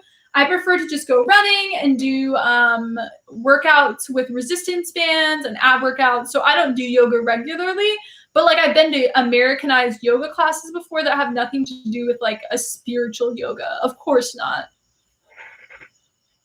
It's 4:00 in the morning in England. Wow, why are you up? You should download the Hallow app and it'll help you fall asleep. They have sleep features to help you fall asleep. Taylor Marshall. I can't get over that your name is Taylor Marshall. Are you open to any aspects of spirituality being Catholic? Reincarnation, meditation, chakras? Not at all. But meditation we do as Catholics. There's an app. I'll put it in the live stream, the Hallow app, and it's Catholic meditation. And you can get a 1 month free trial next week when my video goes up. Code Lizzie at checkout. So I'm just kidding. I think it's a link and then you make your account online and then they're able to do something on the app. Do you consider yourself a traditionalist Catholic? T traditional, but lowercase t, like Latin Mass trad groups, I would say I don't attend Latin Mass regularly at all.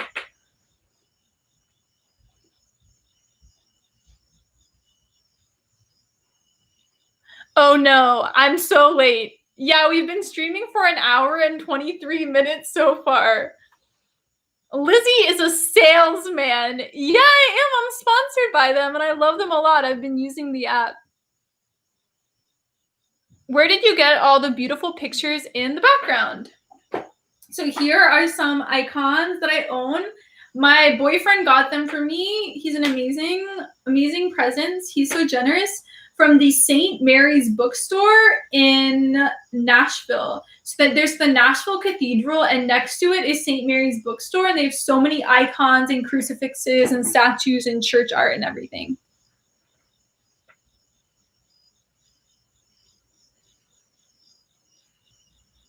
Caitlin says, my sleep schedule is so messed up.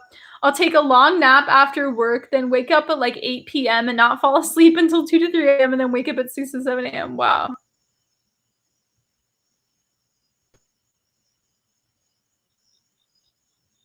Lizzie, if you could bend the elements like Avatar, which one would you bend?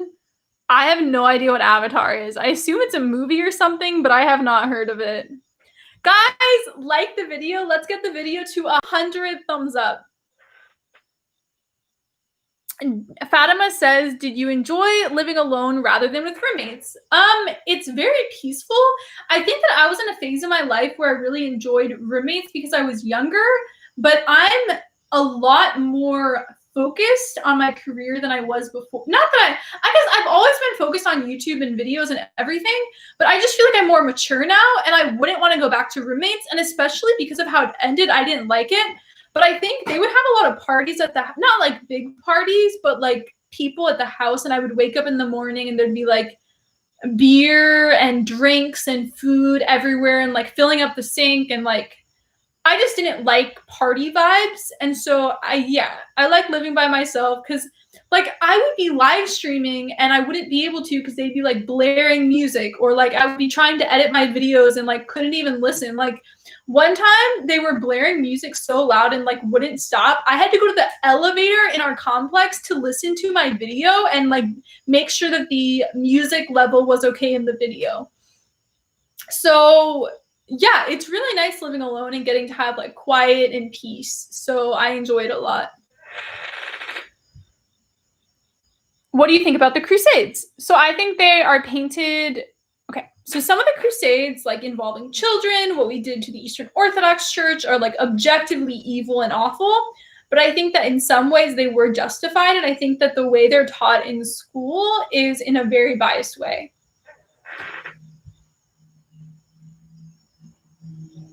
Taylor Marshall, I'm going to hit up Catholic Taylor Marshall and see if he wants to debate me. He would have you on his channel, absolutely. He has so many people on his channel. I can even tweet him for you if you'd like. Do you have any advice for dating non-Catholics?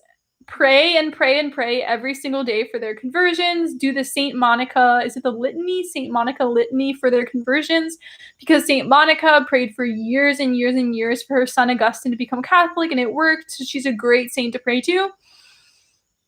So basically, like, I'm all for dating and marrying Catholics. So if you're dating a non-Catholic, I like don't even know what to do. I just think we should be dating Catholics because the whole point of marriage is to help each other get to heaven and to raise children in the church and educate them in the Catholic Church. So it's like, who's a good partner to help you educate your children in the Catholic Church? Another Catholic. But I do hear amazing conversion stories in marriages where they do end up becoming Catholic later in life, which is beautiful and never would have happened if they hadn't stayed in the relationship. So it's very interesting for sure. I hear crickets. Yes, there's crickets outside. I was going to close my window because it's so loud, but then it would get so hot in here. And so I decided to just keep the window open. What are your favorite Demi Lovato songs? So Skyscraper is iconic, obviously. Her new single, Anyone, is good. Her I Love Me recent song is really great. Let me look in my music and see which songs I have that are really good. Okay. Oh, so her 2013 album, Demi, was my favorite album she's ever come out with. Like, every song is so good. Heart Attack, Made in the USA, Without the Love, Two Pieces, Nightingale, In Case, Firestarter, Something That We're Not. Like, all of them are so good. And I really related to, at the time, a lot of the songs, what I was going through. So her Demi album from 2013 is like my favorite album that she's come out with, which is from so long ago, but I love it a lot. Who is your favorite pope? So there have been so many popes. I haven't like been Catholic long enough to learn about all the popes and decide on like my favorite pope. Do you listen to Lecrae? I have not recently listened to him. I love Skyscraper. Cimarelli did an amazing cover of it. Yes, their cover is so good. I've been listening to a lot of their older music because Danny left the band, so now it's so sad. Oh, sorry, you guys. I just like moved my chair goes down like that. Since Danny left the band, it's so sad, and so this is so fun to do. Okay, I'll stop. Since Danny left the band, I really miss her voice, so I've been watching older music of theirs. Do you listen to Johnny Cash? No, but my dad likes some of his songs, so I've heard his music before.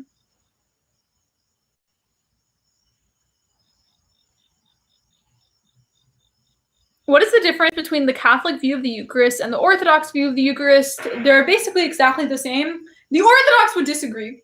So, like, my opinion on differences between Catholicism and Orthodox is that, like, there really aren't that many differences, but the Orthodox Church will, like, beg to differ and claim that there are, like, these huge theological differences when there really aren't. So we view it the same way, but the difference is that the Orthodox Church views it more as a mystery and not wanting to explain it, whereas Catholicism views the Eucharist as we explain it through Aquinas' transubstantiation, where in substance it is physically the body and blood of Christ, but the accidents appear to be bread and wine. So it's just easier to understand it that way. And we're not saying that the cellular material under a microscope isn't bread and wine. The accidents appear as bread and wine. In that sense, it's there because it appears as that. Whereas the Orthodox Church is just like, it's a mystery, stop trying to explain it. So yeah, that's the difference. When did you dye your hair again? It looks great. Thank you. I got it done today. So I got it done a week ago on Tuesday, but they made it like orange. So I got it redone and they made it a lot lighter, and like they made it lighter, and then I was like, I still don't like it. So then they made it lighter again. So then I still wasn't happy when I left, but I think now that I'm home, I think I'm really happy with how it turned out. Gwyneth says my confirmation lessons were being planned but put on hold because of the pandemic, but I'm still not sure if I 100% want to get confirmed as there are conflicting things I feel about the church and some lessons.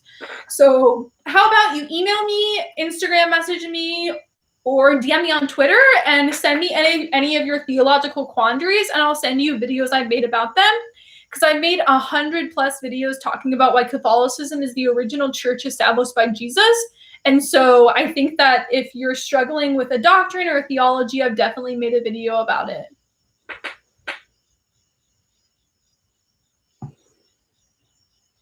Who is your favorite and least favorite prophet? I have not been in the Old Testament too much recently to make huge statements like that. So I don't know.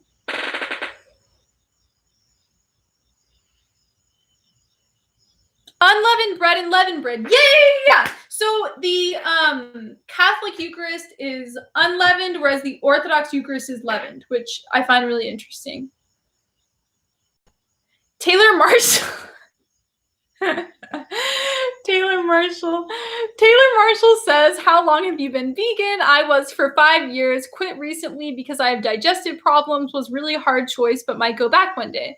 Yeah, so I've been vegan since 2015. So, also 5 years. So, there's so many different types of vegan diets. So I think you could find a diet that still works for you. But, I know that like a lot of vegan diets have so much fiber in them, so it's hard to find foods that have less fiber, because like a lot of the protein sources like beans and legumes still have a lot of fiber, but you can eat like fake meat, tempeh, tofu products, and I feel like that would be fine. But yeah, I would definitely go to a doctor, a vegan doctor, and figure it out. I just have heard like so many people complain about vegan diets and like health issues, and there's not one vegan diet. There are like dozens of types of vegan diets, so definitely find something that works for you. Bye, Lizzie. Bye, Mimi. Does the Catholic Church hold on to a particular view of eschatology? I'm getting so tired. I don't want to explain this, but I will. So we view the past, present, and future as coming together and being the same. So, for example, when Jesus was on earth, he said, the kingdom of heaven has come near. He didn't say the kingdom of heaven is coming near. He said has come near, because the kingdom of heaven is already beginning right now by us allowing Jesus to reign in our hearts. So that is the kingdom of heaven. So in that sense, the future is happening right now. And at Mass, the worship on earth is the same, one and the same as the worship in heaven. We're worshiping God together.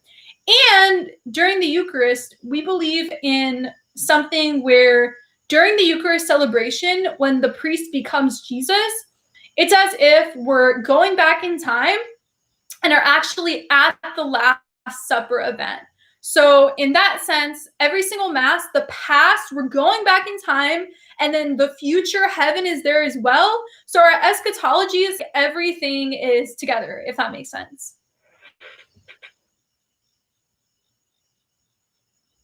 Have you tried Provos for depression? I don't know what that is, but I take a medicine called lamotrigine, which is a mood stabilizer used to treat bipolar disorder, and it really blocks you from ever going into depression.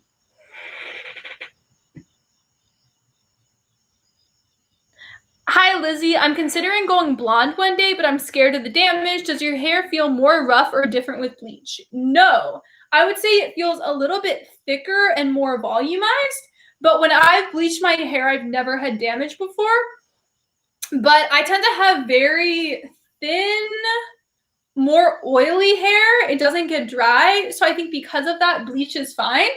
But also, I recommend what I did is I grew out my hair with liquid biotin.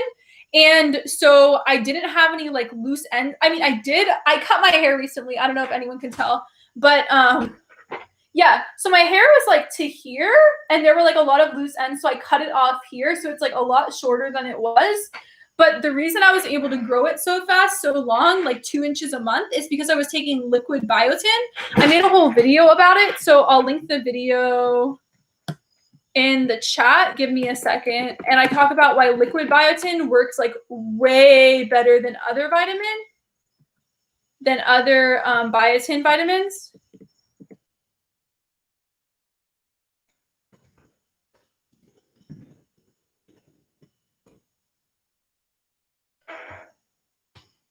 Okay.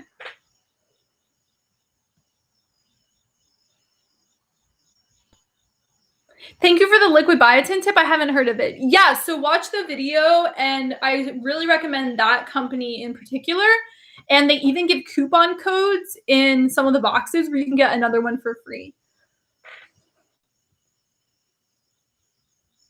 Have you heard of Father Rob Galea? Would recommend his music. No, I haven't. Let me screenshot.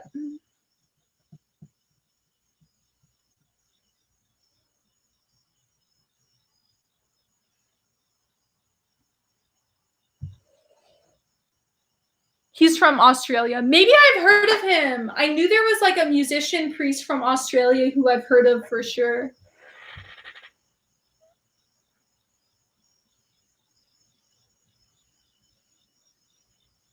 Yeah, Trent Horn is amazing in his debates. He's so great. I'm so happy he's Catholic and gets to help build up our church.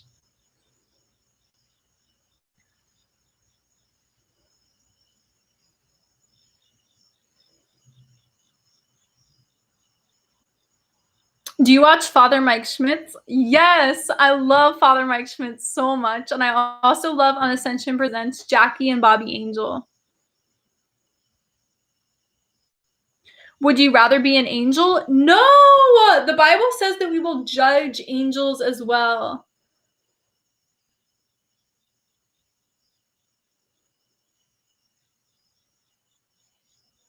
Would you rather be an angel? Well, I would be around God's throne right now, so that would be so fun getting to serve God all the time.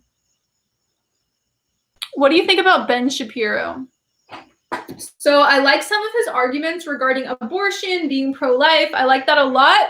I hate his arguments regarding systemic racism. He tries to gaslight everyone that systemic racism doesn't exist. Like going into redlining and stuff, like really specific aspects of systemic racism in the country. And my thing is, instead of gaslighting everyone that systemic racism doesn't exist, fix it. Work towards ending racism. Don't be like, it doesn't exist and come up with like complicated, elaborate arguments for how racism and systemic racism don't exist anymore. It's pathetic. Just fix the problem. I don't understand why everyone has to be like fighting and fighting and fighting against these issues. It's so easy to just come together and end them, you know? What do you think about Alexandria Ocasio? So I definitely have some socialist leanings. I also have conservative leanings. I'm all over the place politically. I feel like as a Catholic, you really can't associate with either political party too much. But I like some of the things that she says. I hate some of the things that she says. One of the things I really like about her Instagram is she shows like behind the scenes of what it's like being in Congress, which I think is really, really cool because it's kind of a mystery what happens in the House and the Senate. Obviously, you can watch C-SPAN and see like them giving speeches and stuff, but it's not like behind the scenes. So she did like orientation of being in the House and stuff like that and like a lot of behind the scenes. So it's so interesting having someone who's so young and a millennial and like good at social media being part of the political process. So I think that's really cool. Have you seen the movie Unplanned? What did you think about it? I absolutely loved Unplanned. It was obviously heartbreaking and so sad, but I learned so much from the movie. I think the one thing that disturbed me a lot, and I mean, it shouldn't make a difference, but emotionally it did, is that the majority of abortions are not taking the pills, but they're surgical abortions where they actually go in and suction out the baby. And for me, taking a pill is like one thing, but the fact that they're like going in and like taking out a baby, and then also it talked about how there was a room where they had to like connect all the body parts of the baby together. So it was just like horrifying. It made me so much more pro-life. So I really loved the movie. I thought the actress did an amazing job, and she was on Catherine Hadro's show on EWTN Pro-Life Weekly. If you don't know Catherine Hadro, I highly recommend watching her. She's amazing. She's so young as well and a great activist. But she was on, the lead actress of Unplanned was on Catherine Hadro's show, and she was talking about how she had an unplanned pregnancy and everyone was telling her that it would ruin her career and she wouldn't have a career after it. And she did. Like, she continued to have a career. I mean, she's starring in this movie. So she just said she related so much to the aspects of the movie and the themes and what it's talking about for empowering women. Scott says, hi, Lizzie. I would like to thank you for your Roman Catholic book recommendations. Yay! I'm so happy they've helped you. When do we get a Lizzie marathon? Say 6 hours? Absolutely not. I know some YouTubers like Jacqueline Glenn does like 24, maybe not 24 hour, but like 12 hour and 9 hour live streams. And I just like couldn't do it.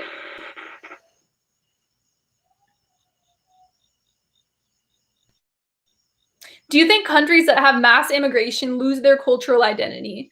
I mean, it depends on how you're defining culture. I think they like gain an even greater culture, but I understand what you're saying as well.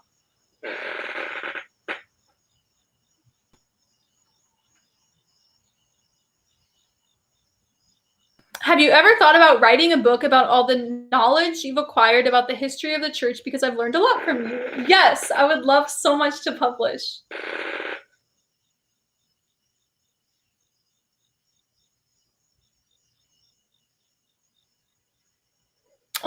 Alexander says, I love Moses because he was amazing and gave the law. I dislike Jonah because he was really mean and judgmental and unmerciful and tried to flee God. But see, we're all like that sometimes, and so we ended up coming back, and that's what was so important. Australia's culture is built on immigration.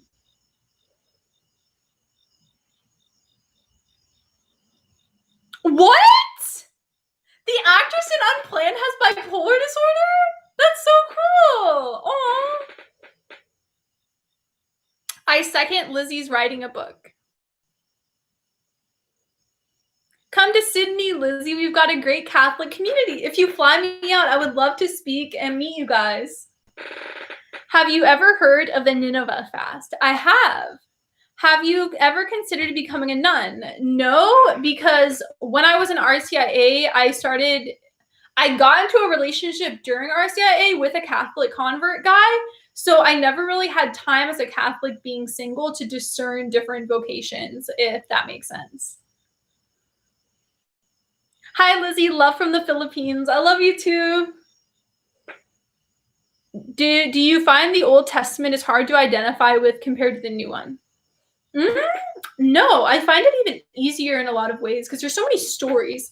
I feel like the New Testament is like, yes, Jesus shares parables and stories, but it's more like this is how to live. Whereas the Old Testament shows you how to live, and it shows you the Old Testament saints and people who have flaws and sin areas, but are also heroes. And so it's kind of like a show versus tell type thing. So I feel like I relate to the Old Testament even more. What do you think of the controversy with Father James Martin? I think he comes across as a heretic, absolutely, and I think he needs to clarify his positions on a lot of issues. Hi, love from Brazil. Hi, I love you too. What does it mean to judge angels? I don't know what that means. Are you excited to see the new Fatima movie? I am. Yes, I'm so excited. Lizzie, have you ever looked up Justin Wilson's eggplant jambalaya? No. Is that like a song, a food, a movie? I don't know what's going on. Who is more like Catholics, Mormons or Jehovah's Witness? Mormons, because they have bishops. They have something similar to confession. They believe that their main leader, that God speaks through him, like how God speaks through the Pope. So they stole a lot of things from Catholicism. I mean, all Protestant churches stole everything from Catholicism. But they culturally appropriated the Bible, Augustine, so many of our thinkers. They just completely, have you guys ever thought of that? Like Protestantism literally culturally appropriated like all of Catholicism. It's insane. Lizzie, have you watched The Chosen? Yes, I absolutely love it. I've been watching it. We should have a feast to commemorate the flood in the Old Testament. What's your favorite track from Folklore? Exile! It's so good! Have you tried God's power? Do you believe that supernatural miracles, like in the days of the Bible, still occur? Where are you in that? Yes, I think supernatural miracles still occur. Caitlin says, I love Abby Johnson's pro-life work and her book movie, but I feel really sad because a few months ago, she made a lot of racially insensitive statements. I know! I unfollowed her on Twitter. It was ridiculous. So, yeah, I don't even want to get into it. I was so, like, horrified by what she said.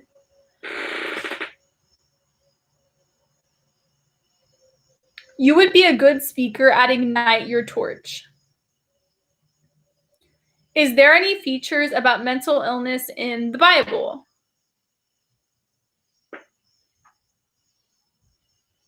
I think that sorry, I'm thinking so long. I think that some of the exorcisms are of mental illness, not all of them. I think some of them might be people who have seizures. Some of them obviously are like real demon possession, but I think other things they call demons is mental illness. Also, I think King Saul might have been bipolar just because he got lost in the woods once. Then he's like stripped naked, and obviously he had depression because David would like play the harp for him because of his depression. So anyways, it seems like he definitely had depression. He has manic behaviors as well. So I think King Saul might have had bipolar disorder. And then he tries to kill David. So he has like all sorts of stuff going on. Maybe he had schizoaffective disorder. There's a new branch of Judaism that accepts Jesus as the Messiah. Why not just become Catholic? Yeah, absolutely.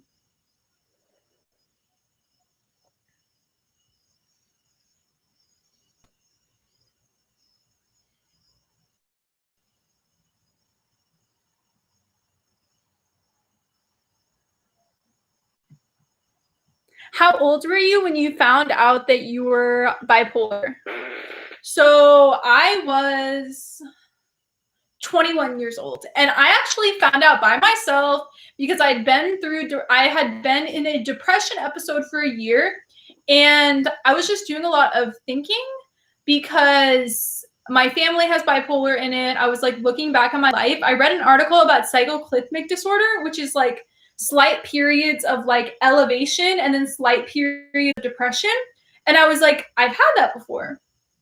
But then I started to have like actual manic behavior my senior year of college. But like looking back, I had hypomanic episodes like for years. And I even had like a depression episode the summer of 2014, and I didn't realize it was depression at the time, but I was like so exhausted in the morning and like it was hard to wake up and all these things. So like looking back, like I had like hypomanic episode, depression episode, hypomanic episode, depression episode. Like I had that framework. I just didn't realize it was bipolar.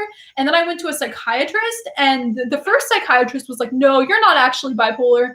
And I was like, put me on lithium, like give me mood stabilizer. And he did. He just like trusted me, which is weird that like professionals trust the patient more than themselves, but I'm glad he listened to me. And then the next psychiatrist I went to like believed I was bipolar. And after that, like so many psychiatrists and therapists have like listened to my story and like defined it. And 2 psychiatrists, including my current one, say I have bipolar disorder type 1, which I agree with. The stream lagged a little. Aww.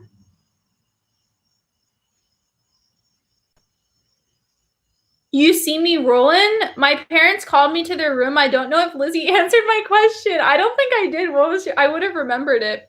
So I thought Ukmi, I called him Ukmi for so long, but his username is literally You See Me Rolling. Did you ever suffer anxiety? Like a couple days I've had anxiety, but like barely ever anxiety. So no, I would say no. Which is weird because my psychiatrists were always like, it's weird that you don't have anxiety as part of depression. So many people do. But I wonder if bipolar people have anxiety at a lower rate than major depressive disorder.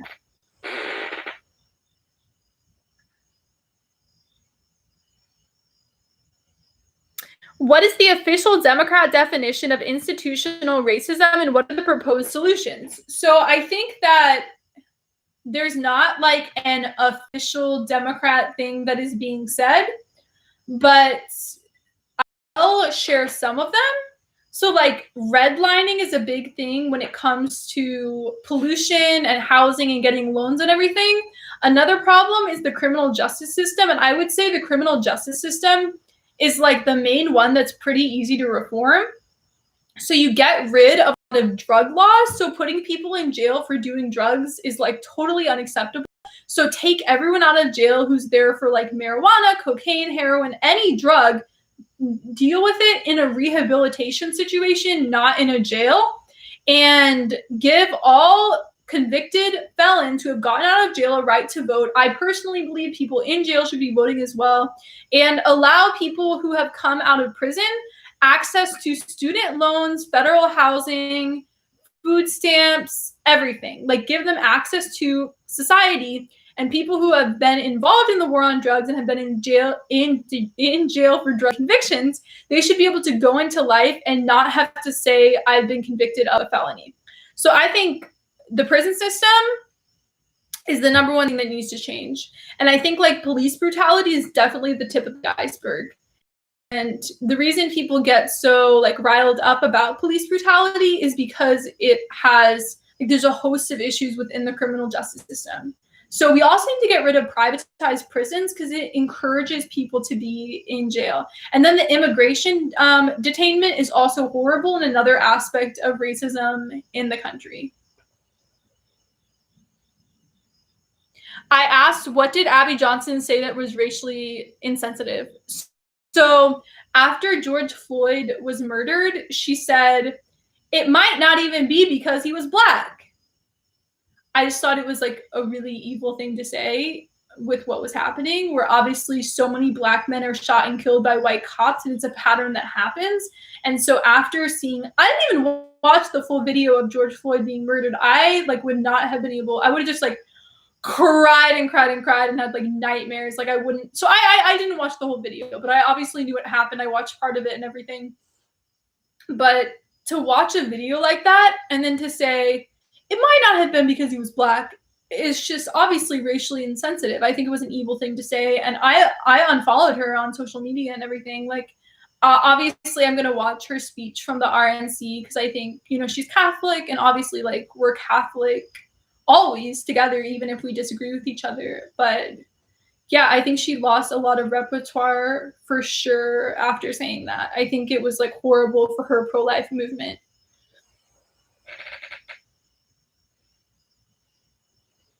Should the LGBT community remain lifelong celibates? Yes, that is what the Catholic Church teaches. Lizzie has a good-hearted idea on illegal drugs. They've tried it too, but you have to change a person's environment. Interesting. I just know a lot of countries, not companies, in Europe have tried a rehabilitation approach, and it's worked really, really well, and it's decreased drug use as well, because you're actually treating the problem. Lizzie, what do you think of smoking? Is it a sin? If so, mortal or venial? Venial. Lizzie, being so sensitive to others is so beautiful. So many can look and wouldn't care. Caitlin says, Abby Johnson also made a statement that was really bad about her half-Black adopted son. I have a vague memory. Oh, the video of that. Yeah. Oh, that was horrible. Yeah. She shouldn't be, like, she's, like, in the wrong lane. Like, she should be talking about pro-life issues. She shouldn't be bringing up all these other things. She said, okay, I don't remember exactly what she said, so I don't want to say something that she didn't say, but yes, I remember that.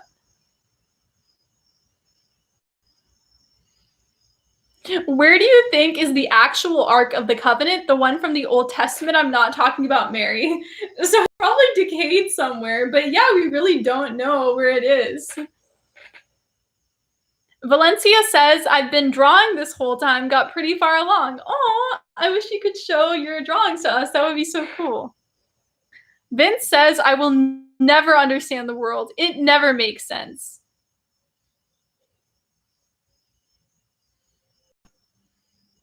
Wasn't redlining outlawed decades ago? Most people don't live in the same home their family lived in 50 years ago, especially people in urban areas where most minorities live. That's what Ben meant. Yeah, I watched his video. He was refuting another video talking about redlining. But the thing has to do with like generational wealth is a huge part of it.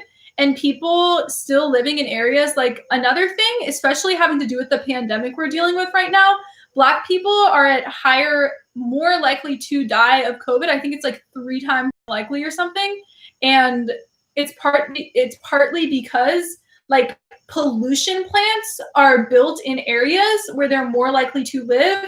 And so like the entire healthcare system, like the reason that Blacks have pre-existing conditions that are leading them to die at higher rates of COVID have to do with that as well. And so there's a lot of systemic racism in the medical system as well. Like Black women die at a much higher rate of childbirth, which is terrifying.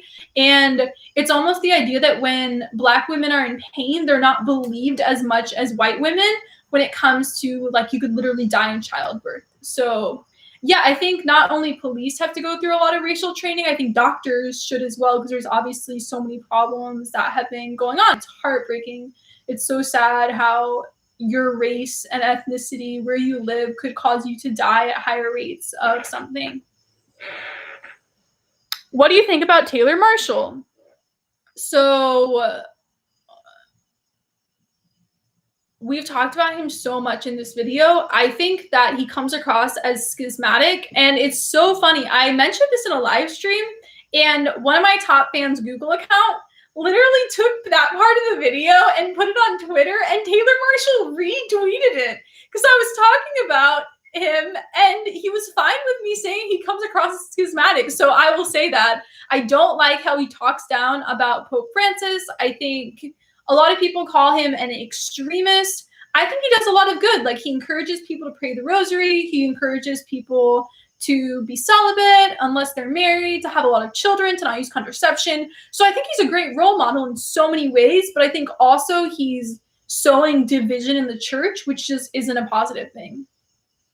Okay, we have 1 minute left of the live stream. Any burning questions you guys have? Caitlin, how did your workout go? Aw. I don't like Taylor Marshall's extreme views. He comes across as a guy with a personal agenda. Interesting. What if a person disagrees with the church's view on lifelong celibacy for the LGBT community? Should that person leave the church? Absolutely not. You should stay in the church because you can only have the Eucharist in the Catholic and Orthodox churches which agree when it comes to the sexual teachings. So you would be leaving the real presence of the Eucharist if you left the Catholic Church. I know this is such a hard teaching. It was one that I had to grapple with. It was like one of the hardest parts of becoming Catholic. But you have to choose Jesus in the Eucharist and admit that you could be wrong on big aspects of theology.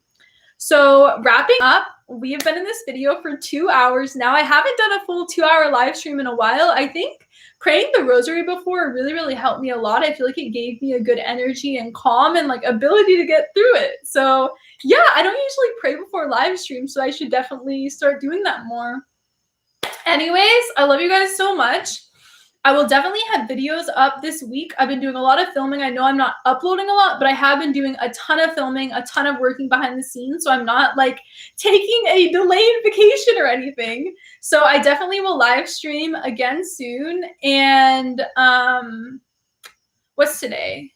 Today is Tuesday. So I can't promise. Friday, I will live stream on Friday. I'll be back on Friday at the same time at 7 p.m. Pacific, 10 p.m. Eastern on Friday, and I will live stream. And actually, let me put this in my calendar right now so I remember it. Isn't my planner so cute? I got Lily Pulitzer. It like encourages me to put things down in my life. Okay. So Friday, I can't believe it's gonna be September. You guys, it's gonna be September. What? That's crazy. Okay. No, Friday the 28th. Okay. Live stream.